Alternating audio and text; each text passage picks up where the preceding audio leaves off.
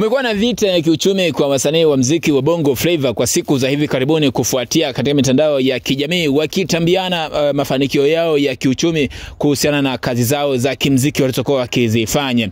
Diamond Platnumz, ikumbuke siku chache zilizopita alikuwa nchini Uingereza akiperform katika ukumbi wa Royal Albert Hall jijini London. Then akaingia Manchester akaperform, baada ya hapo akaingia nchini Marekani kwa ajili ya performance za Summer Jam. Sasa baada ya hapo yameibuka mengine nchini Tanzania yakimtaja msanii Harmonize ambaye alisafiri kuelekea mkoa wa Simiyu ambako kulikuwa na ugeni kutoka kwa Rais wa Jamhuri ya Muungano wa Tanzania Daktari Samia Suluhu Hassan aliyetembelea Simiyu. Baada ya hapo aliwaalika wasanii akiwamo Harmonize, akiwamo Mario, akiwamo pia Rayvanny katika msafara huo.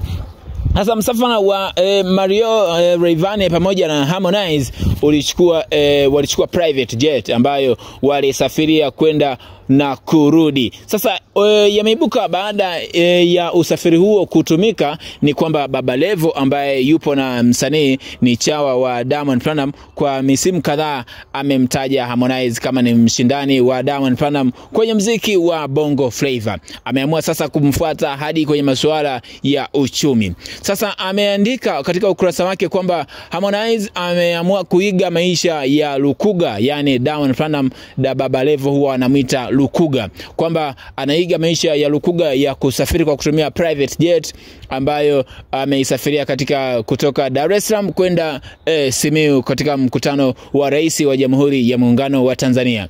Yeye kwa mtazamo wake amefanisha ndege ambayo ameisafiria Harmonize kwamba ni ndege aina ya Aviator, ambayo Aviator kwa wale ambao hawaijui ni ndege ambayo michezo ya kubahatisha huwa inaitumia kama kindege ambacho wale wa michezo ya kubahatisha kwa bet power, sports bet huwa inatumika. Ni kindege ambacho huwa wanatumia kukirusha kwa ajili ya kupata fedha au kwenye michezo ya kubahatisha. Sasa ameifanisha ndege ya Konde Boy kwamba inafanana na kindege cha Aviator. Wengi wameita Aviator. Harmonize ameijibu kwa kuweka video katika ukurasa wake wa mitandao ya kijamii wa Instagram, akiweka video akionyesha yupo kwenye private jet ya kisasa zaidi, akionyesha kwamba sasa hiyo ndiyo ya kwake rasmi, kuhusiana na maneno ya wadau wakidai kwamba ndege aliyosafiria kwenda Simiyu ni Aviator. Sasa amejibu akiweka video akionyesha